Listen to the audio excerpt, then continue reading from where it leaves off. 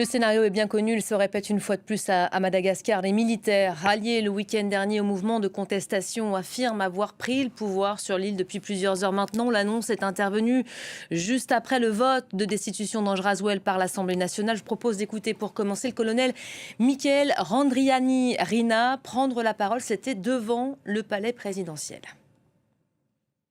On va prendre le pouvoir à partir d'aujourd'hui et on dissout à partir d'aujourd'hui le Sénat, le HCC, la HCC, la HCJ et la HCDDED et la CENI.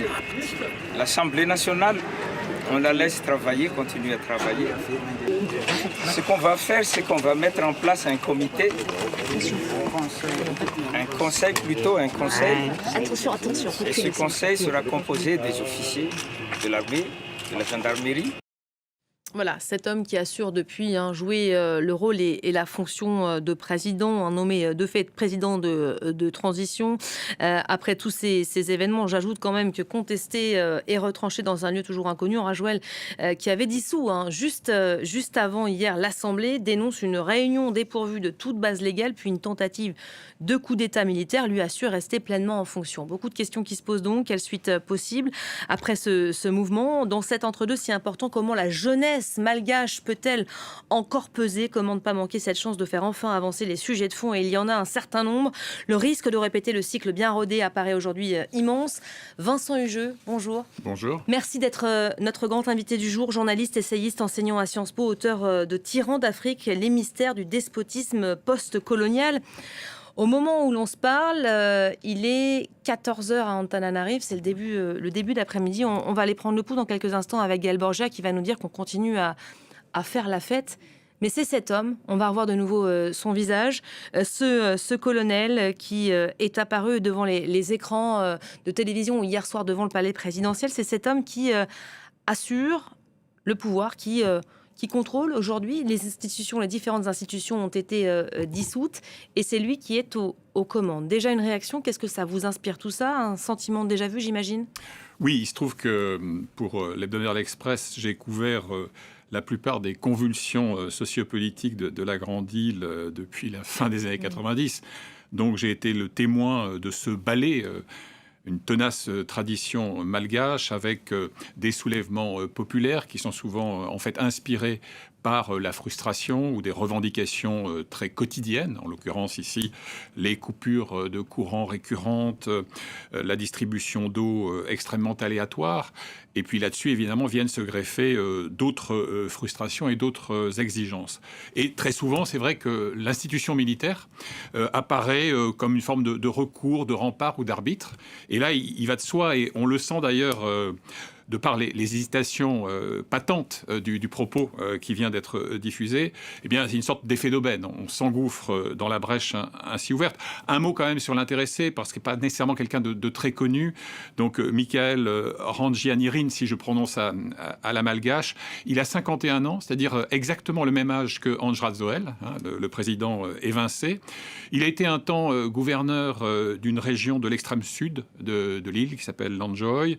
Il a commandé un bataillon d'infanterie dans la zone de Tuléar, mais surtout, c'est quelqu'un qui a toujours été très critique, en tout cas dans les années écoulées, envers le pouvoir Rasuel. Il a quand même été incarcéré, c'était entre novembre 2023 et février 2024, pour, je cite, incitation à la mutinerie militaire. Donc il était un peu dans les écrans radars du système. Il avait même à l'époque été condamné à 1 an avec sursis pour, je cite là encore, atteinte à la sûreté de l'État. Puis, pour terminer, un mot sur cette fameuse unité qu'on appelle le CAPSAT. Ça signifie en fait le corps d'armée des personnels et des services administratifs et techniques. En réalité, le CAPSAT, c'est un peu, si vous voulez, l'arsenal. C'est là que se trouvent les munitions. Et vous avez d'autres officiers venus d'autres corps d'armée qui ont rejoint ce groupe. Et groupe comme on l'a vu, un peu hésitant. Il a même eu quelques hésitations sur la dénomination. Il a parlé de comité, puis il a corrigé en parlant de conseil. Il est question depuis mardi soir d'une charte de la transition dont personne à ce stade, me semble-t-il, n'a confirmé l'authenticité et qui conduirait à une phase de transition de 2 ans qui pourrait être prolongée, donc transition télescopique. 2 ans, c'est déjà très long. Hein. Oui, mais 2 ans, voilà. il peut se passer pourrait être prolongé d'1 an beaucoup de si les choses circonstances en 2 ans. l'exigent. Voilà.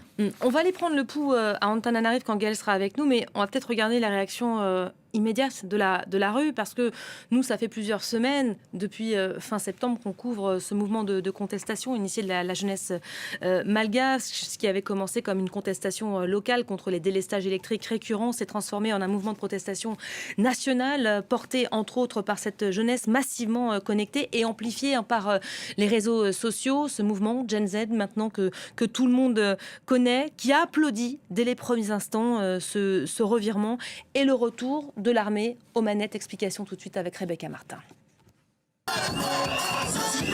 La nouvelle a déclenché des scènes de liesse aux 4 coins du pays. Dans la capitale Tananarive, les militaires du CAPSAT qui ont pris le pouvoir à Madagascar sont célébrés en héros. C'est comme si nous venions d'être libérés de prison. Nous savons très bien tout le mal qu'il a fait. Je suis vraiment soulagée quand Shradzoel ne soit plus au pouvoir. Je suis très heureuse, vraiment très heureuse. En tant que jeune ici qui vit à Madagascar, on est libre maintenant et nous avons eu la victoire en fait. Une victoire pour cette jeunesse qui manifeste depuis le 25 septembre, excédée par les coupures d'eau et d'électricité à répétition, mais aussi par la corruption, les inégalités et le manque d'opportunités professionnelles dans le pays. Des jeunes mobilisés par le collectif Gen Z